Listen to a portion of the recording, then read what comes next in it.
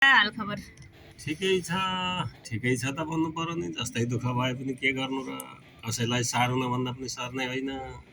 आफ्नो दुःख आफैसँग छ। है केही गर्दा केही हुन सकेन, के गर्नु। आफूले दुःख गर्दा गर्दा गर्दा गर्दा गरेर चाहिँ छोराछोरी हुर्कायो बढायो। छोराछोरीले पनि गन्दैनन्, परिवारले पनि गन्दैनन्। केटाकेटी सबै अहिले के भन्न थाले खालि घन्टी र घुन्टी भन्छन्, के भन्छन्, वाक्क लगाइसके। म त दिक्क भइसकेँ अनि नानी। चुनावी माहौल छ नि त हो काका। कोही घन्टी, चुना कोही सूर्य, कोही रुख, कोही हलो, त्यस्तै त हो नि अब चुनावमा त। चुनावी माहौल भएर चाहिँ एउटा सही कुरो पो भन्नुपर्छ त हो। सही कुरो भन्दैनन्, खालि उल्टा र पुल्टा गर्छन्। हामी बुढाबुढीले त चाहिँ बुझ्ने गरी पनि पो बोल्न छोडे त हो। अहिले अब चाहिँ के छोराछोरीले खालको भनेको नि भन्छन् मान्नै भन्छन्। पर्यो होइन। छकै परे म त नानी, थकित भइसके। अनि खैनी पो बुढा मार्दै हुन्छ त हौ काका। खैनी पनि खाउँ लाग्छ नि त हो। यो एउटा बानी बसीको के गर्नु। म त चाहिँ धेरै दुःख पो पाएँ त हो नानी। पहिले चाहिँ दाँत दुख्थ्यो कि, त्यो दाँत दुख्दाखेरि चाहिँ चुरोट खाँदा के गर्दा खोकी लागेर लुगा डढेर के भएर चपट्ट भएर यो खैनी खान थालेको। खैनीले त दाँत दुखेको त निको पो भयो। ल अनि म औषधि त पो रहेछ है क्या। छक्क परेँ। अनि यो खैनी त छाड्नै मन लागेन, खाइरहन्छु। ल ठिक छ, खाइरहनु अब। तर अलि स्वास्थ्यको ख्याल गर्नु होला काका, यसले पनि क्यान्सर हुन्छ भन्छन्। खै के गर्नु अब, भए पनि त 70-72 नागिसकिगयो। अब कति पो बाँच्नु होला र। सबैले माया गरे त अलि बाँचिन्थ्यो होला। अनि सबैले रिसाइ मात्रै गर्न थाले। टक्क गाउँमा बस्नु भएको छ के अरे, गाईको दुध खानुहुन्छ होला, घिउ खानुहुन्छ दुध त होला। बिहान बेलुकै खान्छु। अनि के लाउनु भएको तरकारीहरू यसो बारीमा के छ त नि अहिले? बारीमा तरकारी त खै अलिअलि लगाएको थियो। 1 महिना 1.5 महिना जति सागपात के जति थियो त्यो सकियो। अहिले त्यही लहरे के मात्रै छ, सिमीहरू के। अनि यस्तो तपाईँ त पूर्वाञ्चलको एकदमै राम्रो ख्याति प्राप्त मिठो स्वर अनि शब्द, आफ्नै शब्दमा लय बनाएर गीत गाउनुहुन्छ, दोहोरी गाउनुहुन्छ।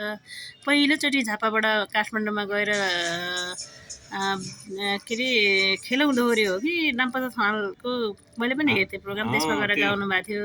त्यो बेला हामी त्यति बेला टिभी पनि नहुँदा लाइन लागेर हेरेका थियौँ। अनि तपाईँ त्यस्तो गायक मान्छे अहिले पनि गीत निकालिरहनु भएको छ, के छ? के गर्नु र। म गाउँछु, सिधा मान्छे, नपढेको मान्छे, सिधै रूपले गाउँछु।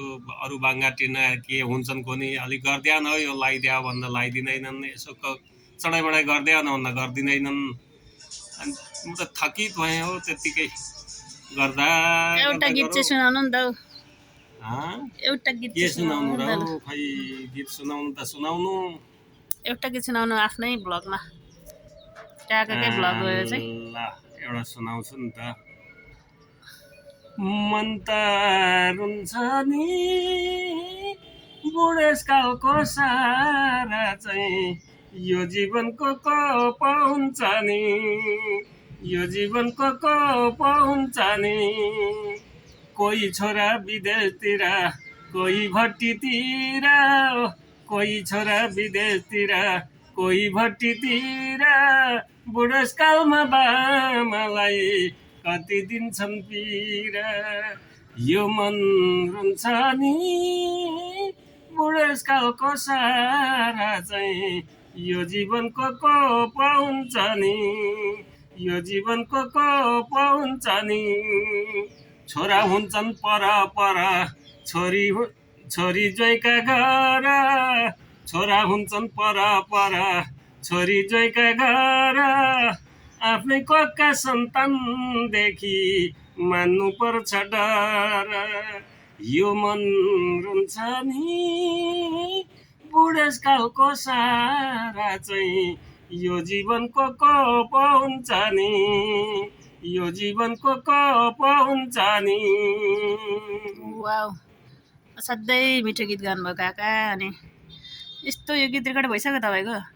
यो भएको छैन, हुने तयारीमा हो?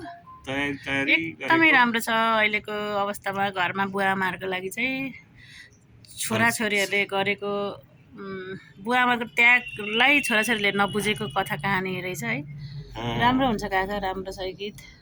निकाल्नु होला, सबैजनाले सुनिदिनु होला काकाको यो भ्लग चाहिँ। युट्युबमा काकाकै युट्युबमा भीम नेउपानेमा छ, सबैले गएर हेरिदिनु होला, सुनिदिनु होला, काकालाई सपोर्ट गर्नु होला है त।